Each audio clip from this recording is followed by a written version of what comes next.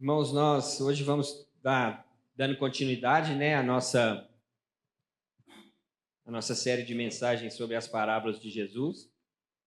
Nós estamos quase chegando no final e eu queria te incentivar a você cavar mais nas Escrituras, né, buscar enriquecer o seu conhecimento, enriquecer o seu entendimento, enriquecer a sua compreensão sobre coisas profundas, muito profundas que Jesus deixou para nós, principalmente com o seu ensino. A gente sabe que Jesus, no tempo que ele teve aqui na Terra, o ministério dele foi dividido em curas, né, milagres, sinais, pregações e ensino. Para, como o apóstolo João fala, mostrar que ele verdadeiramente era o Messias esperado, o Filho de Deus, o Logos encarnado.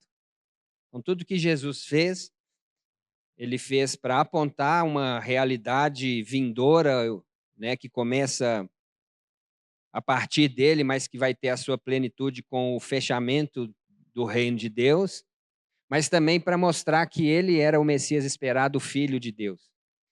Então, através dos sinais, das curas e dos milagres que ele fazia, ele mostra que ele era o mesmo Deus que criou todas as coisas e ele tinha todo o poder sobre a ordem criacional. Não existe nada no mundo que não foi criado que não estava completamente sob o domínio de Cristo, né? E tem umas coisas assim maravilhosas que a gente vai vendo, por exemplo, lá no Evangelho de João, quando ele cura aquele cego de nascença que estava ali, e os discípulos perguntam quem tinha pecado, se era ele ou se era a família dele, e aí ele chama aquele cego, e aí ele faz barro e põe o barro no olho do cego. E quando a gente vê o original dessa história, aquela palavra ali do barro é a mesma palavra que é usada que quando Deus criou o homem do pó da terra. Então é Jesus, o Deus, pegando o pó da terra e completando, né? Ele é o único que poderia fazer alguma coisa criada novamente. Não existe nada que não foi criado por ele.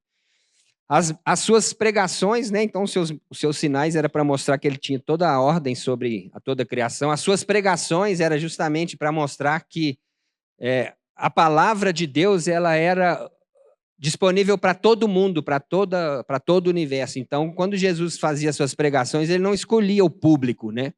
Uma diferença entre a pregação e o ensino. Ele falava e quem quisesse ouvir, tinha de ouvir, ou então você saía correndo, igual acontecia algumas vezes. Ele não escolhia o público, né? Diferente do ensino, né? Que o ensino é quando você tem um grupo de pessoas que querem te ouvir, que querem aprender, que querem ser instruídas e você senta e ensina. Então, eu creio que quando a gente se reúne aqui, nós temos muito mais ensino, porque todo mundo vem aqui buscando entender e receber alguma coisa. Quando você vai lá para a rua eu fiz isso há pouco tempo lá em São Tomé, nós estávamos num lugar lá, tinha um monte de gente adorando o sol lá, deu uma doideira lá, eu levantei e comecei a pregar. Não tinha ninguém ali que não ia escutar. Você era obrigado a escutar. Então, Jesus ele fez isso muitas vezes também. E o ensino justamente para mostrar que para aqueles que queriam sentar os seus pés e ouvir, tinha coisa especial, né? Tem algo maior, tem algo que ele só revela para aqueles que são seus amigos pessoais, né? E ele usou dessa pedagogia das parábolas para desenvolver essa questão do ensino, que foi o grande cerne, na verdade, do ministério de Jesus, era concentrado nos ensinos. E hoje nós vamos falar um pouco sobre duas das três parábolas que Jesus usou para falar a respeito de oração. Se a gente pegar todas as parábolas de Jesus, ele falou sobre diversos assuntos, desde a aceitação e a nossa entrada ao reino de Deus, até o dia da volta do Senhor, o dia da consumação final. Ele começa falando da palavra do semeador, que a palavra precisa cair num terreno fértil ali para frutificar, e ele termina contando a parábola da rede e a parábola das 10 virgens, né? Que vai haver a separação na consumação dos dias. Então ele vai desde o começo, explicando da sua vinda até a sua segunda vinda, quando vai ser completo o reino de Deus. E ele explicou todas essas coisas sobre parábola, através de parábola. E eu percebi que uma coisa que existe, que é presente demais e que a gente ainda tem muito pouco entendimento sobre isso, em todas as parábolas de Jesus, desde a parábola do semeador até a parábola das 10 virgens, uma ênfase de Jesus muito grande sempre sobre a sua graça. O tempo inteiro ele está falando sobre a graça, sobre a graça, sobre a graça, sobre a graça. Todas as parábolas de Jesus têm uma profundidade muito grande sobre a graça, algo que é muito difícil para a gente entender até hoje. E hoje nós vamos falar sobre, então, a oração, né? Jesus contando três parábolas, né? Em Lucas ele conta 3, mas nós vamos ler 2 aqui no capítulo 18. Eu vou ler um pedaço um pouco maior. É um texto bem explicativo por si só, e Jesus, então, estava ali debatendo com os fariseus. Ele estava no meio de alguns questionamentos vindo da parte dos fariseus. Grande parte, inclusive, dos seus ensinos era voltada para os próprios fariseus, que eram as pessoas que seguiam Jesus e queriam escutar deles. A gente vê muitos deles, a palavra de Deus fala que eles criam, né, começaram a crer em Jesus. Mas no capítulo 18, então, ele começa dizendo assim, né, os fariseus, o background aqui era os fariseus tinham feito uma interpretação, uma indagação dele a respeito de quando que o reino de Deus ia vir se cumprindo. Jesus falou, explicou, falou, olha, o reino de Deus não é visto, você não vai ver ele aqui, ó lá, o reino de Deus vai ser cumprido no futuro, vai vir igual um ladrão, as pessoas vão estar comendo, bebendo, tal, vai vir, enfim. E aí ele falou sobre isso e ele começou então a falar sobre oração. Ele disse assim, disse-lhe Jesus uma parábola sobre o dever de orar sempre e nunca esmorecer. Essas 2 parábolas que ele vai falar, as 2 ele começa explicando o propósito da parábola, coisa que não era muito comum Jesus fazer, né? Mas ele explicou, essa parábola é para que a gente entenda o dever de orar sempre e nunca esmorecer. Havia em certa cidade um juiz que não temia a Deus, nem respeitava homem algum. Havia também naquela mesma cidade uma viúva que vinha ter com ele dizendo, julga a minha causa contra o meu adversário. Ele, por algum tempo, não a quis atender, mas depois disse consigo, bem que eu não temo a Deus, nem respeito homem algum. Todavia, como essa viúva me importuna, julgarei a sua causa, para não suceder que, no fim, venha a molestar-me. Então disse o Senhor, considerai no que diz esse juiz iníquo. Não fará Deus justiça aos seus escolhidos, que a ele clamam dia e noite, embora pareça demorado em defendê-los? Digo-vos que, depressa, lhes fará justiça. Contudo, quando vier o Filho do Homem, achará porventura fé na terra? Propôs também essa parábola a alguns que confiavam em si mesmos, por se considerarem justos e desprezavam os outros. Então aqui ele fala o segundo propósito da segunda parábola. Ele explica por que ele ia contar essa segunda parábola. E ele fala, 2 homens subiram ao templo com o propósito de orar, um fariseu e o outro publicano. O fariseu, posto em pé, orava de si para si mesmo, desta forma, ó Deus, graças te dou porque não sou como os demais homens, roubadores, injustos e adúlteros, nem ainda como esse publicano. Jejuo 2 vezes por semana e dou o dízimo de tudo quanto ganho. O publicano, estando em pé, longe, não ousava nem ainda levantar os olhos ao céu, mas batia no peito dizendo, ó Deus, se propício a mim, pecador, digo-vos que esse desceu justificado para a sua casa e não aquele, porque todo o que se exalta será humilhado, mas o que se humilha será exaltado. Amém? Então Jesus ele conta aqui essas 2 parábolas para nos ensinar algumas coisas profundas a respeito da oração. Ele já tinha contado uma parábola anterior no capítulo 11 de Lucas, e quem quiser aprofundar mais nas parábolas, eu sugeri que fosse no Evangelho de Lucas. E na parábola que ele começa a contar, ele conta uma parábola logo após ele ter ensinado o Pai Nosso. E ele fala que é um amigo que precisava de uma ajuda, só que ele foi buscar com outro amigo. E ele demonstra ali que tudo que a gente for fazer, né, ele mostra que um dos princípios da oração é que a gente aprenda a ser completamente dependente de Deus em tudo que a gente for fazer. E ele usa um exemplo muito claro, que é o exemplo, inclusive, de ajudar essas pessoas. Né? Se a gente tem alguma pessoa que está passando por algum tipo de necessidade, em vez de nós automaticamente a querermos ajudar essa pessoa, nós temos que primeiro procurar uma direção de Deus para fazer isso, porque nós temos a capacidade tão grande de fazer as coisas erradas que até para ajudar os outros a gente pode estar, na verdade, atrapalhando aos outros. E ele deixa isso muito claro, né, quando ele contou essa parábola, de que, às vezes, a nossa própria ajuda para alguma pessoa vai ser, na verdade, uma ajuda que nós vamos estar fazendo para impedir que essa pessoa consiga experimentar aquilo que Deus tem para ela. Então, foi a primeira coisa que ele falou, que ele explicou. Olha, tudo que a gente fizer tem que ser sobre a direção de Deus. Eu gosto, a minha sogra fala assim, até para comprar mamão na feira, você olha, será que é esse aqui ou será que é aquele ali? Então, Jesus ele explicou sobre isso, e nessa primeira palavra ele fala sobre a necessidade de nós orarmos, né, e orarmos sem cessar. E ele conta essa parábola da juíza, né, do juiz, que era um juiz que não temia a Deus, mas que resolveu julgar a causa de uma pessoa por causa daquela pessoa, aquela viúva, está perseverando, está pedindo, está batendo na porta, está insistindo com aquilo ali. E uma coisa que me chamou a atenção nessa parábola é que muitas vezes a gente tem a ideia de que o juiz foi lá e deu a causa ganha para a viúva, mas a Bíblia, na hora nenhuma, fala que ele deu essa causa para a viúva ganha. A Bíblia fala que ele julgou a causa da viúva. O juiz não estava querendo julgar a causa da viúva, mas ele julgou a causa da viúva. E mostra que aquele juiz, né, a dificuldade dele era de não julgar a causa, mas ele era um juiz.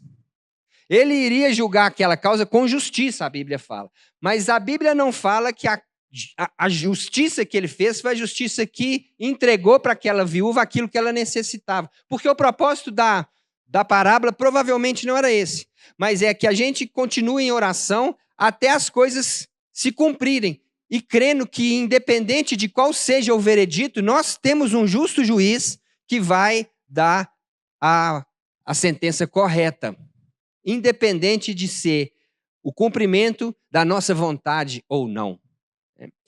E interessante é porque, no começo dessa história toda, a gente estava vendo o questionamento dos fariseus, e uma coisa que eu acho que nós, como igreja, nós precisamos ficar muito atento, é que, infelizmente, todas as vezes que a gente começa a ler a Bíblia, e a gente escuta isso muito, quando a gente ouve falar dos fariseus, sempre soa uma coisa ruim, né? O fariseu é alguém, né?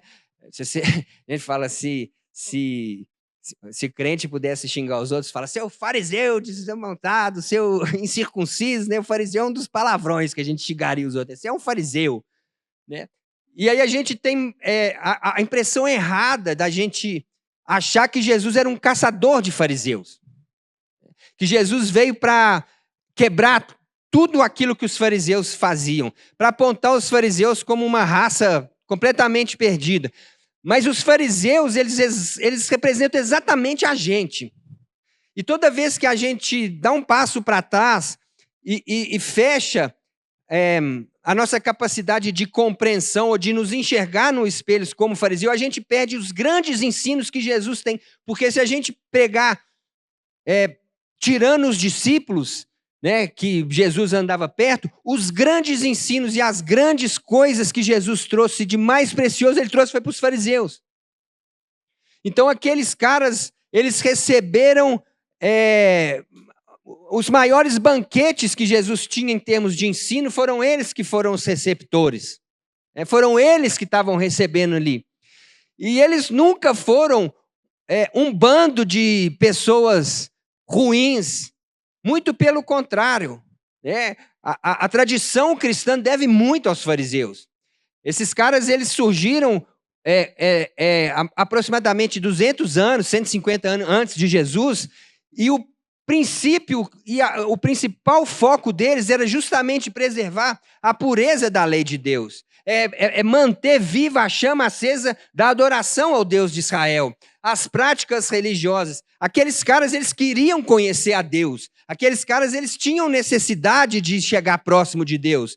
E eles gostavam e queriam fazer as coisas certas. Eles manteram a lei de Deus acesa, eles manteram as práticas durante o tempo que eles não tinham como adorar no templo, eles manteram a religião de Israel acesa. E Jesus, ele veio e era desse povo, Jesus era judeu. Então ele queria muito ver esses fariseus compreendendo alguma coisa que eles não conseguiam compreender dentro do coração deles. Esse era o problema dos fariseus. Quando a gente lê a segunda parábola e a gente vê esses caras subindo e falando ali no templo, se a gente pegar, eles não contaram uma mentira. Ele não contou uma mentira. Quando o fariseu falou, eu não sou, sim, e ele não subiu e ficou em público gritando, não. Se a gente pegar a tradução da Bíblia, aqui ele fala que ele orava dele para ele mesmo. A NVI fala que ele orava no seu íntimo. Esse cara não estava orando em voz alta. Como se ele chegasse aqui na frente e falasse, ainda bem que eu não sou igual aquele cachaceiro ali. Não, ele orava no seu íntimo. Ele sentia dentro do seu coração que ele tinha alguma coisa especial para Deus. Ele sentia dentro dele mesmo que pelo fato dele obedecer aquelas regras, por ele ser alguma pessoa justa, por ele andar no caminho do Senhor, por ele fazer até além, né? Porque aqui ele fala, eu jejuo 2 vezes por dia, isso não fazia nem parte da lei judaica, ele não precisava orar 2 vezes por dia, ou seja, talvez ele se sentiu tão vaidoso que quando Jesus contou a primeira parábola de orar sem parar, sem esmorecer, ele falou, poxa, eu oro 2 vezes por dia, estou até cumprindo o que ele falou. Era a vaidade que estava dentro do coração dele de achar que ele tinha alguma identidade por aquilo que ele fazia ou por aquilo que ele exercia. E esse é um grande problema que nós temos até hoje. A gente não consegue entender a graça de Deus, porque a graça de Deus, ela é a graça de Deus. A graça de Deus não é a gente achar que a gente tem que receber alguma coisa de Deus por algo que a gente faz, mas é entender que a gente já recebeu tudo de Deus e é por isso que a gente faz. O caminho é inverso. Não é eu fazer alguma coisa ou eu exercitar algum ministério ou eu cumprir uma série de ritos e mandamentos para que eu seja especial para Deus. Não, eu já sou especial para Deus e porque eu sinto especial para Deus, eu cumpro aquilo que Ele me ordenou. Então existe uma diferença muito grande em relação a isso e Jesus ele veio e combateu esse espírito que tem 2000 anos que ronda a nossa vida, que é esse espírito farisaico. Irmãos, e isso aqui é a coisa que a gente tem que ficar mais focado. E eu estou falando assim, para quem é crente, né, de verdade. Que é crente de verdade. Aqui nós não temos que ficar combatendo prostituição. Pega gente na igreja? Pega, né? Pouco. Agora, o espírito do farisaísmo, ele age de uma maneira muito sutil e ele é muito perigoso. Ele é muito perigoso porque ele é fofinho, ele nos elogia, ele bate palma para a gente, ele dá tapinha nas nossas costas. Ele faz a gente olhar para o irmão, às vezes, que está passando uma coisa, e falar, irmão, é uma bênção, mas também, né, ele... Essa frase a gente ouve toda hora, todo o tempo dentro da igreja. Mas o irmão também, né? Mas também, né? E Jesus falou então sobre o outro cara que subiu ali e foi totalmente transparente diante de Deus. O problema do fariseu não era que ele não conseguia enxergar o que ele tinha de bom, ele era bom. Aqueles caras eram caras respeitados. Aqueles caras, eles eram admirados, não era à toa. Eles sabiam como coordenar as coisas de Deus, né? A nação de Israel tem uma dívida histórica com esses caras. Esses caras preservaram a cultura judaica, a tradição judaica, a adoração ao Deus de Israel, as práticas religiosas, ao sacrifício do tempo. Esses caras eram comprometidos, eram disciplinados. Esses caras eram homens admiráveis. O problema é que eles não conseguiam enxergar o outro lado que tinha dentro do coração deles. E eles achavam que por eles fazerem algumas coisas ou um monte de coisas corretas para Deus, que eles estavam aprovados diante de Deus. Que eles não precisavam de alguma reforma, que eles não precisavam de aperfeiçoamento. E foi justamente por isso que eles não conseguiam enxergar Jesus como o Messias. Porque você já pensou, Jesus chegar para ensinar religião para que esse cara, era a mesma coisa que eu chegar e querer dar aula de futebol para o Messi. Fala, cara, deixa eu te falar uma coisa, que você não sabe como que domina a bola, não. Fala, pelo amor de Deus. Então a gente imagina um nazareno que nunca passou por uma escola considerada judaica, que nunca sentou nos pés lá de Gamaliel, que nunca foi enquadrado, que não vinha de uma descendência sacerdotal, e ele chegar e começar a ensinar a religião ou as práticas que diz respeito ao reino de Deus para uma turma de gente muito bem conceituada. Mas Jesus ele chega justamente quebrando todos os paradigmas da religião para mostrar que, diante de Deus, o que a gente tem que ser é só a gente. Ele mudou completamente a nossa maneira de orar. E como que a gente ora? Do jeito que você quiser. A gente ora da maneira que a gente quiser.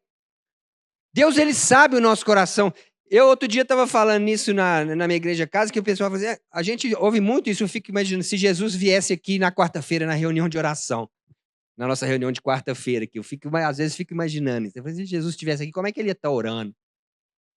E a gente escuta, assim, às vezes, muitas coisas, e pessoas muito bem intencionadas, e fala, às vezes, você já deve ter ouvido assim, porque a gente tem que agradecer. A gente tem que parar de reclamar e agradecer. Quem te falou isso? A gente tem que parar de reclamar com os outros.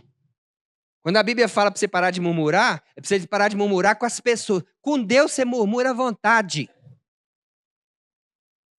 Você tem que parar de brigar com os outros. Com os outros você pode parar de brigar. Com Deus você pode entrar dando voadora. Irmãos, esse é o Deus gracioso. Eu falo que eu começo muitas minhas orações e falo assim, Senhor, eu vou te falar um negócio. Hoje o Senhor não está bom comigo, não. Só que o que Jesus mostrou para aqueles caras, e ele mostrou isso depois, quando ele ensina os discípulos lá em João 14 a orar de verdade, que é nessa relação com Deus que o nosso coração muda. Não adianta as práticas, não adianta você falar, eu vou ser agradecido, e você sentar aqui, pé da vida com as coisas que estão acontecendo nessa vida, e falar, Senhor, muito obrigado. Ele vai estar olhando e falar assim, não dá para justificar, velho. Porque ele conhece o nosso coração. Então, quando a gente olha para a vida de Davi, por exemplo, ou a do próprio Abraão, quando Abraão desafiou Deus a respeito da oração dele, ele falou, Senhor é justo por acaso? O Senhor fala que é justo e vai destruir? Então o Senhor não é justo nada. Não, irmão, você não pode falar com Deus assim não. Quem te falou que não, filho? Aonde que Deus estabelece um padrão, estabelece uma norma, estabelece uma lei para nós chegarmos diante dele. Agora, se você chegar diante dele, se você realmente for na presença dele, se você entrar para ter comunhão com Deus, sabe o que vai acontecer? Aí, verdadeiramente, você vai receber um coração grato, porque isso vem dele também. Aí, provavelmente, você vai começar a agradecer até pelas mazelas que está acontecendo na sua vida. Mas a partir do momento que você faz isso, quando dentro do seu coração isso não corresponde com a verdade, você está sendo igual a esse fariseu hipócrita. Porque Deus está procurando de nós transparência. Então, a primeira coisa que a gente precisa entender e que não cabe na relação... Tem duas coisas que não cabem na nossa relação com Deus só. As outras coisas cabem em qualquer coisa que você quiser. A primeira é você não ser transparente diante de Deus, porque você não esconde. Você esconde de seu pai, de sua mãe, de seu tio, de seu papagaio, de sua esposa. Fulano de tal é tão grato. Será? Será? O irmão é tão fácil de perdoar. Fala, tu te perdoo. Morrendo de ódio dentro do coração. Então não cabe a gente chegar diante de Deus de capa. E a segunda coisa que não cabe na nossa relação com Deus, e a única coisa que não cabe é a indiferença. É você tratar Deus como se Deus não existisse. Agora, a maneira de nós relacionarmos com Deus, irmãos, ela está aberta. Jesus, ele deu essa liberdade para nós chegarmos diante de Deus. A gente não transforma nossas atitudes, as nossas ações para tentar entrar e ser aceito diante de Deus. Se bater na porta e falar assim, eu posso entrar? Fala, deixa eu ver como é que você está. Não, conserta aquilo lá e volta. Aí você bate na porta de Deus. Senhor, posso entrar? Deixa eu ver. Não, ainda não tem gratidão no seu coração, não. Vai lá, você está orando, reclamando demais. Precisa ser mais grato. Aí você bate na porta lá. Senhor, posso entrar? Não, você ainda está meio egoísta. Volta mais tarde. É ao contrário. Você bate na porta, Jesus fala, entra todo arrebentado mesmo. Senta aí, meu filho. Egoísta, né? Vai sair daqui generoso. Mentiroso, né? Senta aqui, você vai sair daqui firmado na verdade. Então, esse ensino que Jesus falou, né, para aqueles fariseus a respeito da oração, era isso que Jesus estava falando. Ele falou, olha, é muito melhor um sem vergonha que a escória da sociedade com o coração reto diante de Deus, do que um líder religioso engessado na proforma externa. Esse não vai ser justificado.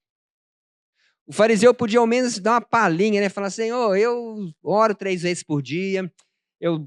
Não tem problema a gente apresentar algumas virtudes para Deus, não, apesar deles coisas. Assim, mas, Senhor, eu ainda tenho uma coisa que está me pegando. Minha mulher, me enche a paciência. Tem nada a ver comigo não, viu, gente? Mas ele só apresentou as suas virtudes, irmãos. E eu vou te falar uma coisa. Não tem nada que empaca mais a nossa vida espiritual do que a gente não levar para Deus as nossas mazelas. Jesus veio corrigir esses caras porque ele amava esse pessoal. Lá o livro de Hebreus fala que Deus ele corrige os filhos que ele ama. Então toda hora que Deus nos repreende, isso é um amor manifestado de Deus na nossa vida. Então nada melhor do que a gente levar tudo aquilo que nós não temos ainda de bom e colocar diante da mesa do rei e falar, Senhor, está aqui. Eu preciso disso aqui ainda. Isso aqui eu ainda não dou conta. Eu estou dessa maneira assim. A minha ira, tem 10 anos que eu estou lutando com a minha ira, Senhor. Mas não, eu nasci assim, eu vou morrer assim. Eu tenho tantas outras virtudes, cara, que você tem que, né? Essa aqui é a gente chegar diante de Deus com essa liberdade, né? E todos nós somos cheios de virtudes, mas a gente levar para o Senhor as nossas fraquezas e ser transparente com o Senhor e chegar diante dele e falar, Senhor, eu não sou digno, né? E aí Deus vai oferecer essa coisa maravilhosa chamada graça. Como é difícil as pessoas entenderem graça. Como é difícil a gente entender que a gente recebe sem merecer. A gente não gosta de receber as coisas sem merecer. Porque quando a gente recebe sem merecer, parece que não tem valor. Não é assim? Nós vamos fazer um seminário aqui para os favelados. Não, mas nós vamos cobrar R$1. Porque se não tiver, não dá valor. Não é assim que a gente faz? Tem que pagar alguma coisa. Se você não pagar, você não dá valor. A matemática de Deus não é assim. É por isso que a gente tem tanta gente, porque nós temos que pagar nada. É só a graça. É na graça que a gente é transformado. A gente não é transformado para entrar na graça. Então, a gente tem que chegar diante de Deus e orar sem cessar, né? E orar e crer que o justo juiz vai julgar a nossa causa, e quando ele der o veredito, independente do veredito que for, a nossa oração não é para... Presta atenção, isso é fundamental. A nossa oração não é para a gente convencer a Deus a fazer a nossa vontade. A nossa oração é para nos fortalecer na jornada de espera. Tá ligado? O cerne da gente orar não é para a gente tentar convencer a Deus de fazer o que a gente quer. O cerne da gente orar é que quando a gente entra na relação com Deus, a gente é fortalecido para esperar. O melhor ou o pior. É quando Deus, na comunhão conosco, Ele nos fortalece para que nessa caminhada da espera a gente tenha convicção e fé. Quando Jesus falou assim, a tua fé te curou. Não era fé de ser curada, era fé de que Ele era o Messias. Porque Paulo tinha fé e não foi curado. Então, não é a fé na fé. Não é uma oração que a gente fica fazendo. É claro, a gente pede as coisas para Deus, a gente insiste com Deus, a gente chora diante de Deus, a gente é filho. Ele falou que a gente tem liberdade de fazer isso, né? Mas essa oração, essa comunhão com Deus, nada mais e nada menos é do que a presença dele nos fortalecendo para que a gente consiga aguardar, fortalecidos, a solução, a espera, a resolução do juiz tomar a decisão que ele vai fazer. E aí, mesmo que quando ele tome, no começo possa sentir alguma coisa que não faz sentido para você, ou você acha que ele é injusto, e você pode falar com ele também, se foi injusto, ele vai te mostrando, daqui a um pouquinho você vai entender. Não tenha dúvida disso. Não tenha dúvida disso. Então, a oração para a gente perseverar. Não pare de orar. Não pare de orar. Ah, mas está dando tudo ao contrário. Não pare de orar. Talvez Deus não vai mudar a sua história, mas Ele vai te fortalecer no caminhada da espera. E chegue diante de Deus transparente, leve, solto, livre. Não tente apresentar performance para Deus. Não tenta convencer Deus fazendo alguma coisa para Ele. Não tenta gastar os seus esforços querendo promover alguma coisa que vai te aproximar ou te chegar a fazer você ser mais perto de Deus. E a religião, ela nos cobra isso o tempo inteiro. Ela nos oprime com essas coisas. Ela nos amarra com esse tipo de coisa. Então, não deixe, e aprenda isso, não deixe que esse espírito que está rodando a igreja há muito tempo e que eu creio que nesses últimos tempos vai ver cada vez mais forte sobre nós, irmãos. Mais forte. Porque a igreja do Senhor não vai ser enganada com coisas... né?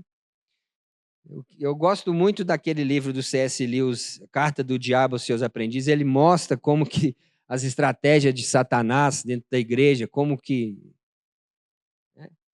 vai falar, aquele irmão ali, aquele ali é mole de pegar.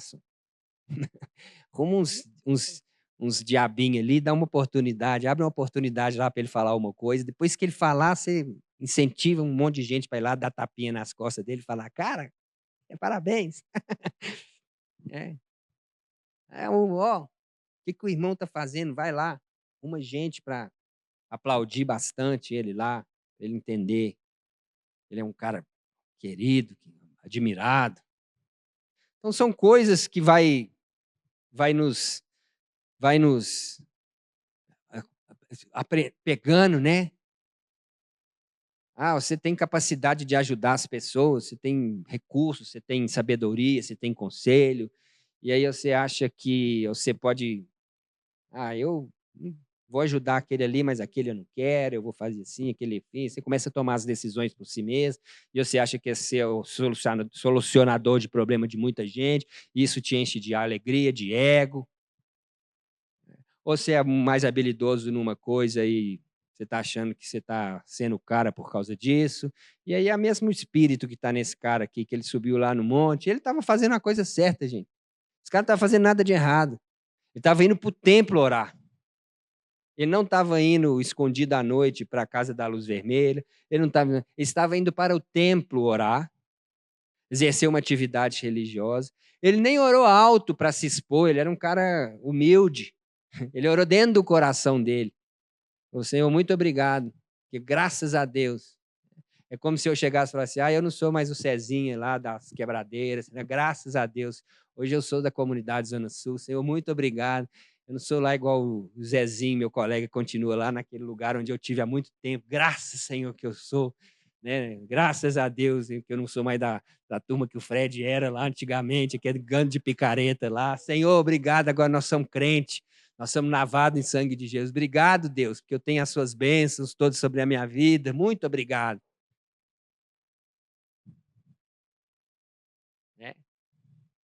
E nós compreendemos essa maravilhosa graça de Deus que está de sempre nos chamando. E chamando para quê? Para nos aperfeiçoar. Né? Para nos aperfeiçoar. Então eu falo muitas vezes aqui na quarta-feira, falo, Deus, a gente precisa orar e pedir coisas mais nobres. Meu irmão? Falta a gente pedir coisas mais nobres. Uma coisa que eu tenho sempre orado aqui, eu orei pelo Flavão ali agora, cadê ele está ali, falou assim, Senhor, nos leva a ser seres humanos melhores. Esse tem que ser nosso alvo.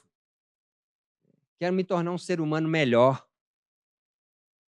Quero que a minha vida, de alguma maneira, influencie as vidas das pessoas. Para a glória de Deus, para a glória das pessoas, para a cura das pessoas. Eu quero ser mais amável.